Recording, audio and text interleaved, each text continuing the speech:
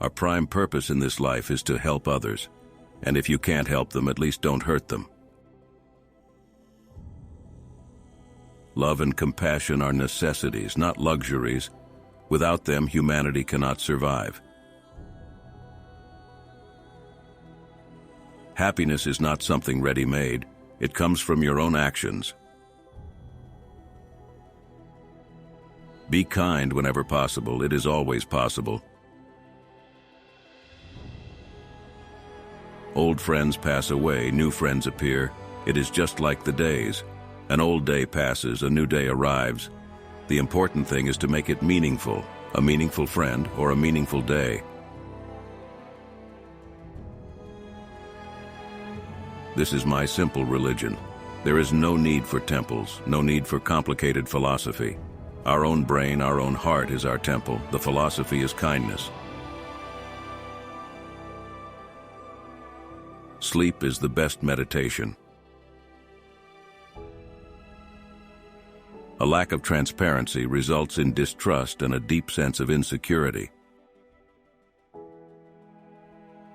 The purpose of our lives is to be happy. It is very important to generate a good attitude, a good heart, as much as possible. From this, happiness in both the short term and the long term for both yourself and others will come. The best way to resolve any problem in the human world is for all sides to sit down and talk. Appearance is something absolute, but reality is not that way. Everything is interdependent, not absolute. So that view is very helpful to maintain a peace of mind, because the main destroyer of a peaceful mind is anger. There is no need for temples, no need for complicated philosophies. My brain and my heart are my temples. My philosophy is kindness. Where ignorance is our master, there is no possibility of real peace. With realization of one's own potential and self-confidence in one's ability, one can build a better world. Sometimes one creates a dynamic impression by saying something, and sometimes one creates as significant an impression by remaining silent. All religions try to benefit people with the same basic message of the need for love and compassion, for justice and honesty, for contentment. I've always had this view about the modern education system. We pay attention to brain development, but the development of warm-heartedness we take for granted. The ultimate authority must always rest with the individual's own reason and critical analysis. Computers make me totally blank out. More compassionate mind, more sense of concern for others' well-being is source of happiness. We all have to live together, so we might as well live together happily.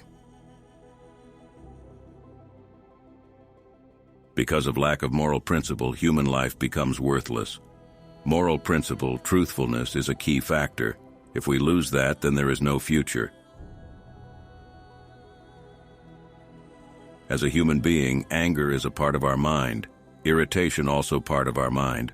But you can do. Anger come, go. Never keep in your your inner world, then create a lot of suspicion, a lot of distrust, a lot of negative things, more worry.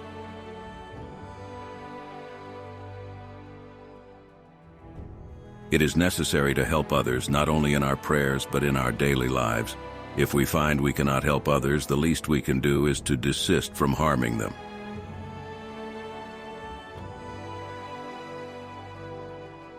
Generally speaking, if a human being never shows anger, then I think something's wrong. He's not right in the brain.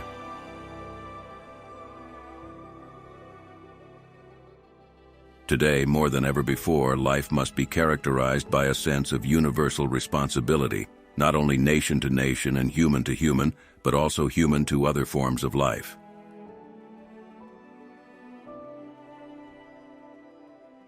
I have done one thing that I think is a contribution. I helped Buddhist science and modern science combine. No other Buddhist has done that. Other lamas, I don't think they ever pay attention to modern science. Since my childhood, I have a keen interest.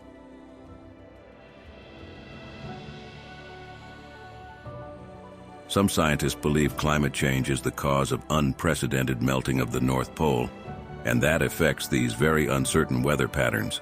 I think we should listen to those scientists and experts.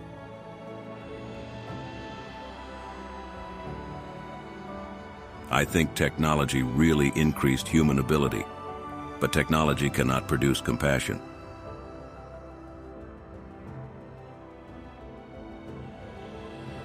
In order to carry a positive action, we must develop here a positive vision.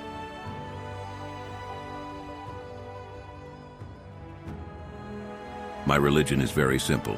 My religion is kindness.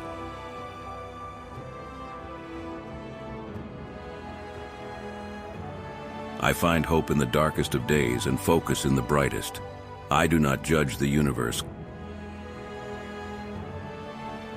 Calm mind brings inner strength and self-confidence, so that's very important for good health. We can never obtain peace in the outer world until we make peace with ourselves.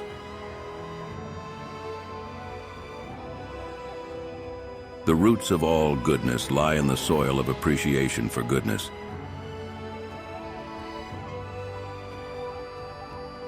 If you want others to be happy, practice compassion.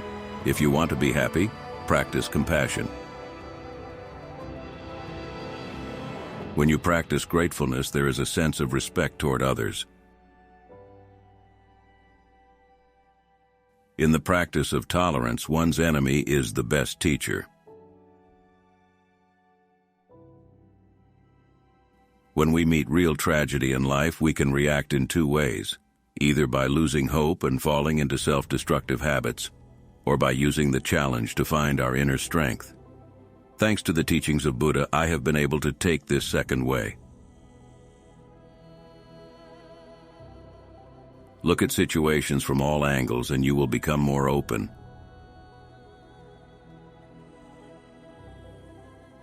Too much self-centered attitude, brings isolation.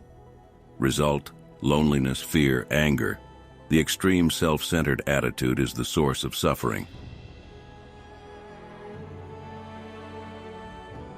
Home is where you feel at home and are treated well.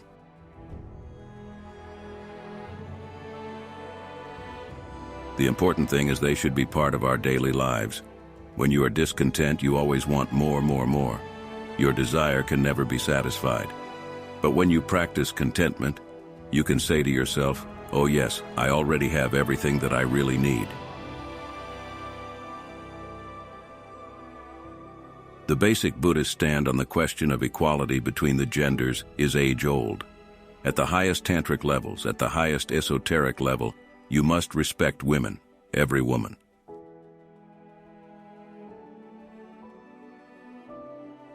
Disagreement is something normal.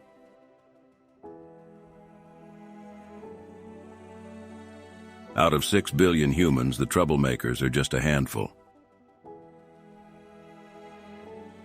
I am just one human being. Death means change our clothes. Clothes become old, then time to come change. So this body become old, and then time come take young body. My faith helps me overcome such negative emotions and find my equilibrium. In order to become prosperous, a person must initially work very hard, so he or she has to sacrifice a lot of leisure time.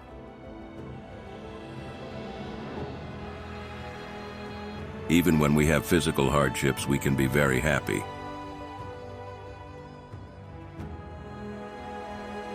The Chinese government wants me to say that for many centuries, Tibet has been part of China. Even if I make that statement, many people would just laugh. And my statement will not change past history. History is history.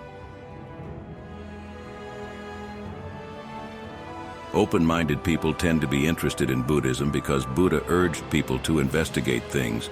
He didn't just command them to believe. Of course, when I say that human nature is gentleness, it is not 100% so. Every human being has that nature, but there are many people acting against their nature, being false. The important thing is that men should have a purpose in life. It should be something useful, something good.